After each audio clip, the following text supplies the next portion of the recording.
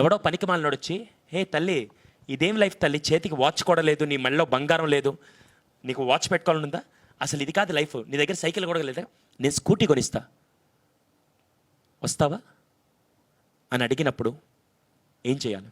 Sir first of all మనం ఏం చేయాలంటే ఫోన్ నుంచి దూరంగా ఉండాలి. ఫస్ట్ పేరెంట్స్ ఏం చేయాలంటే ఫోన్ అలవాటు చేయకూడదు. ఫస్ట్ ఈ జనరేషన్లో అయితే ఫస్ట్ ఇయర్కే వాళ్ళు ఏడుస్తున్నారు అనుకోండి, వాళ్ళకి ఎక్కువ పని ఉందనుకోండి, వాళ్ళు ఏం చేస్తున్నారు, ఫోన్ చూసుకోరా నాయనా అనేసి ఎడిట్ చేస్తున్నారు సార్. ఫస్ట్ ఆ ఫోన్ నుంచి దూరంగా ఉండాలి. ఫస్ట్ అయితే వాళ్ళు ఏంటి, వాళ్ళు ఎక్కడి నుంచి వచ్చారు, వాళ్ళ ఊరేంటి, వాళ్ళ పేరేంటి, వాళ్ళు ఏంటి, అసలు వాళ్ళ బిహేవియర్ ఏంటి, వాళ్ళకున్న స్టేటస్ ఏంటి, అవన్నీ తెలుసుకోవాలి.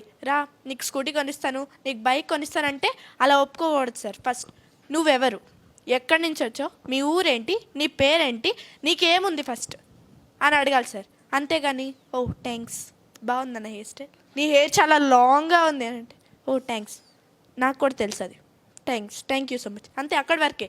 అవునా చాలా బాగుంది, నీ హెయిర్ స్టైల్ కూడా బాగుంది, అలా ఫ్రెండ్షిప్ చేయడం ఫస్ట్ మానేయాలి.